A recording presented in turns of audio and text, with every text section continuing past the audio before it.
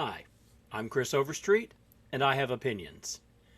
Before I get into the main part of this video, I want to address a comment from my first video, which said that it was all well and good that I said Donald Trump wanted this, that, and the other thing, but I ought to have shown him saying it. Now, for my own sanity, I directly watch as little of Donald Trump as possible and stick to transcripts. But in this case, I will play you a short clip taken from an event just after I posted the first video. This is Donald Trump speaking at a gathering of Turning Point USA, a Christian dominionist political organization. And again, Christians, get out and vote just this time. You won't have to do it anymore. 4 more years, you know what? It'll be fixed, it'll be fine. You won't have to vote anymore, my beautiful Christians. I love you, Christians. I'm a Christian. I love you. Get out. You got to get out and vote. In 4 years, you don't have to vote again. We'll have it fixed so good you're not going to have to vote.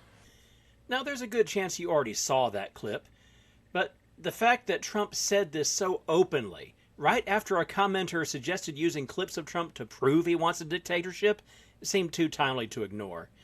And, by the way, you'll notice that Trump kept it a little vague. He always does. Remember that he was taught from an early age to talk like a mob boss, to never give direct orders or clear statements, but to always keep things nice and legally deniable. In this case, he came back in a Fox News interview a couple of days later to claim that he was just trying to get out the Christian vote because he claimed Christians hardly ever vote. Christians hardly ever vote. Right.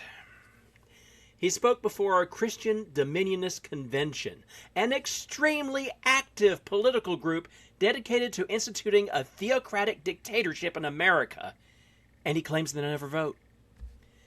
As you might guess from my tone of voice, that doesn't pass the smell test with me. Trump is doing as he always does, saying whatever gives him advantage in the moment, not even caring how transparent a lie it is. But for the actual topic I wanted to talk about today, let's turn to another famous liar, King Charles I of the Stuart dynasty of the United Kingdom of Great Britain and Ireland. It's the end of 1648.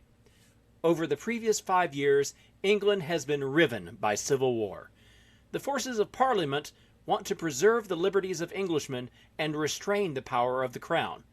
King Charles, on the other hand, thinks himself divinely appointed by God and demands absolute and total power for himself. So far, Charles has been defeated on the battlefield not once, but twice. The first time he was imprisoned. But by negotiating separately and in bad faith with all the other factions of the Civil War, he was able to engineer a second uprising, which the forces of Parliament have at this point mostly put down.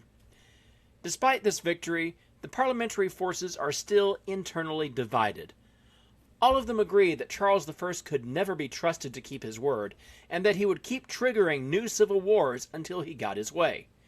But what to do about it? He was, after all, the king. Eventually, the Puritans, who controlled the parliamentary army, took matters into their own hands, purging all other factions from Parliament, trying Charles I in a kangaroo court, and executing him. And just in case this puts ideas into anybody's head, this worked horribly. What followed was 11 years of military dictatorship, constant wars and revolts, and the brutal enforcement of radical Puritan religious belief as law. It was so bad that after the dictator, Oliver Cromwell, died, the royal family was welcomed back into England with open arms, despite everything they'd done to start the civil unrest in the first place. Charles II, Charles I's older and smarter son, stepped softly for much of his reign, but by the end of it he was also demanding absolute monarchy, proroguing Parliament, and using the courts as a weapon to attack his personal enemies. James II, the younger and dumber brother, cranked this up to 11. And when he had a baby boy who would likely carry on the quest for absolute power, the English, in desperation, turned to his eldest daughter and her husband, the Stadtholder of the Netherlands, to replace him, on the condition that the new co-rulers of the United Kingdom recognize parliamentary supremacy and the rule of law once and for all. And even this didn't get rid of the problem. James II, and then his son James Stuart, and then his grandson Bonnie Prince Charlie, each attempted to retake the throne of Great Britain in the name of absolute monarchy through force of arms. The last of these attempts, in 1745, came fairly close to success, and Bonnie Prince Charlie's campaign happened within living memory of the men we call America's founding fathers. And the laws and the concepts behind those laws all stemmed from this century-long struggle to make executives accountable to the law. They knew what the English had gone through to protect English freedoms, and the last thing they wanted was to allow a similar threat to endanger American freedoms.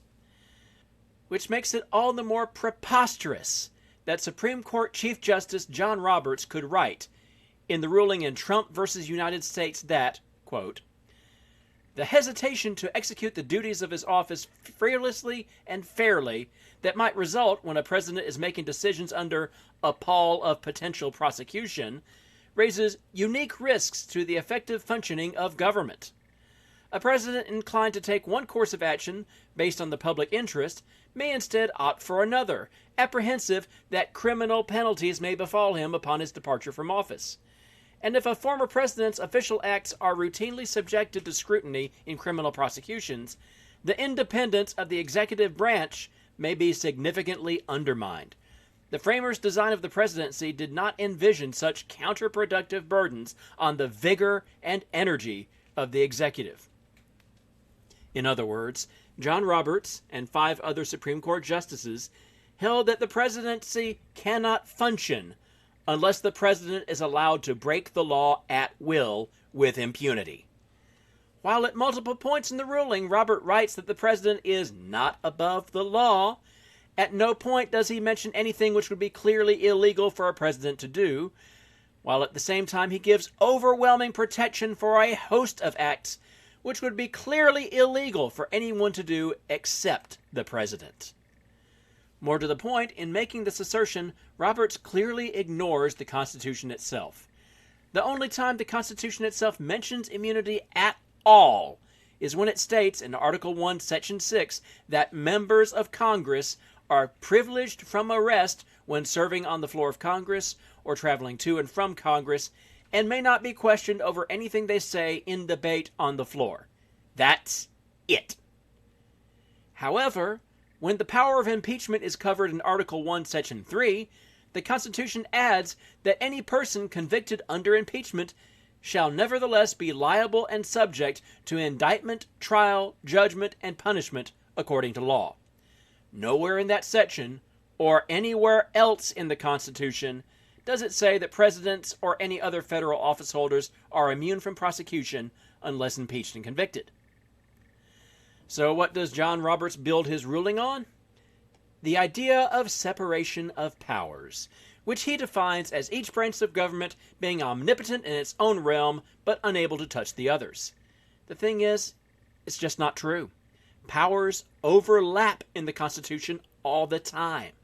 The president may appoint officials, but only for positions created by Congress and only with the consent of the Senate. Congress sets the number of Supreme Court justices and can even prohibit the court from ruling on certain particular subjects. The law enforcement power is operated by the president under laws and restrictions crafted by Congress and overseen in the name of protecting the rights of American citizens by the federal courts. Furthermore, Roberts' theory totally eliminates the entire concept of checks and balances that the founders tried to put into the Constitution. A president who can defy the law with impunity merely by declaring his actions part of his official duties, whose acts cannot even be questioned, let alone investigated, by either Congress or the law enforcement power, has no checks upon his power to speak of, especially not when combined with the unlimited power to grant pardons to anyone and everyone he orders to commit a criminal act. This is exactly the sort of nonsense the founders wanted to prevent. It's why our first Constitution, the Articles of Confederation, was so weak, and why it had no executive at all.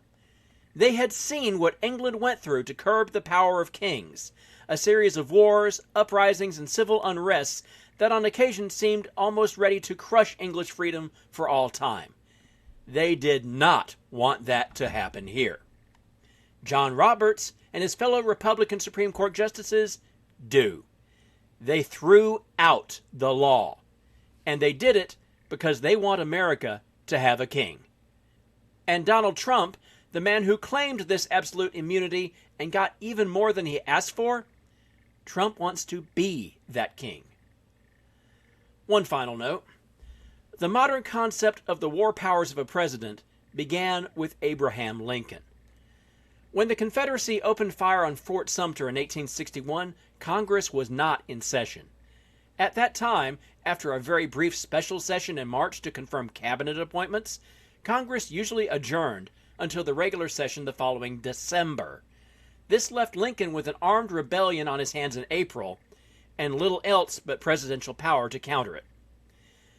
The Insurrection Act allowed the president to call on the state militias to form for a period of at most 90 days to subdue a rebellion, and Lincoln called for 75,000 of these men. This much was within his power. But he also asked for more men to serve for longer terms, 3 years being the target goal, and got them. In addition, he began spending heavily on assembling a navy from almost anything that could float in order to blockade the South, and fortifications for Washington and in other important places as well. And of course, there was also the matter of weapons, ammunition, and food for all of these new servicemen, all of which cost money. Money Lincoln was not authorized to borrow or spend. And most controversially of all, he suspended the writ of habeas corpus around Washington and in the state of Maryland. He used this power to lock up without charge or trial certain people suspected of being secessionists or Southern agents. This was extremely controversial because although the federal government is empowered to do this during rebellions, the power is listed in Article 1 of the Constitution, not listed explicitly as a congressional power, but in the section of the Constitution that defines congressional power. Many people, including Supreme Court Chief Justice Roger Taney in his ruling Ex parte Merriman in 1862, presumed that meant Congress could do it, but not a president.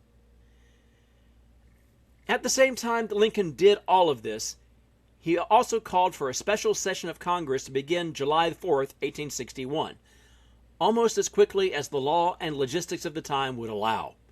And Lincoln did this because he recognized that if Congress did not ratify his acts, they were legally null and void, and Lincoln himself could be prosecuted or impeached for misusing government funds.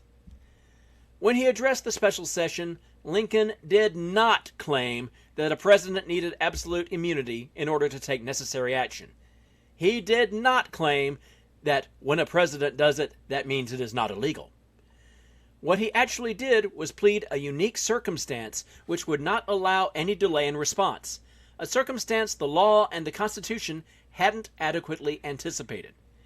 Quoting, "Nevertheless, the legality and propriety of what has been done under it are questioned, and the attention of the country has been called to the proposition that one who is sworn to take care that the laws be faithfully executed should not himself violate them." Of course, some consideration was given to the questions of power and propriety before this matter was acted upon. The whole of the laws which were required to be faithfully executed were being resisted and failing of execution in nearly 1/3 of the states. Must they be allowed to finally fail of execution, even had it been perfectly clear that by the use of the means necessary to their execution, some single law, made in such extreme tenderness of the citizen's liberty that practically it relieves more of the guilty than of the innocent, should to a very limited extent be violated? To state the question more directly, are all the laws but one to go unexecuted, and the government itself go to pieces, lest that one be violated? Even in such a case, would not the official oath be broken if the government should be overthrown when it was believed that disregarding the single law would tend to preserve it? End quote. Yeah, here's a hint. Abraham Lincoln was a very skilled lawyer, And when a lawyer even admits the bare possibility that a law has been broken, that means a law has been broken good and hard, and he knows it, although he tried to deny it elsewhere in the statement. But for all Lincoln's argument that breaking the law could be justified if it meant saving the Union, he did not treat this as a blank check. As soon as he could, he handed the issue to Congress to decide, with some heavy argument and a strong Republican majority on his side. Quoting again, "As a private citizen, the executive could not have consented that these institutions, the country, shall perish. Much less could he in betrayal of so vast and so sacred a trust as these free people had confided to him. He felt that he had no moral right to shrink, nor even to count the chances of his own life in what might follow. In full view of his great responsibility, he has so far done what he has deemed his duty. You will now, according to your own judgment, perform yours. He sincerely hopes that your views and your actions may so accord with his as to assure all faithful citizens who have been disturbed in their rights of a certain and speedy restoration to them under the Constitution and the laws." Again, this is to Congress. He's speaking. Congress is you here. Lincoln was being a little dramatic. Again, with the secessionists gone from Congress, his party controlled both houses overwhelmingly. But nonetheless, he did make the point. If he was willing to break the law to save the Union, he was also willing to face the consequences if the country didn't agree with him. In the end, Lincoln, even as a war president, refused to claim himself above the law. That was the country we had before Trump versus United States, a country in which the president must obey the same laws as everyone else. After that ruling, we currently, as of August 2024, live in a country where the president we currently have, Biden, chooses to obey the law, although John Roberts has ruled he is not required to do so. If Donald Trump wins, we will live in a country with no law at all, except for the whims of King Donald I. If you want to return to a country where the president is just an ordinary citizen, there are a lot of steps we need to take. But the first one, and the one that's absolutely required if we are to restore a limited presidency without a century of chaos, is to make sure Donald Trump loses the election in November. I'm Chris Overstreet, and I have opinions.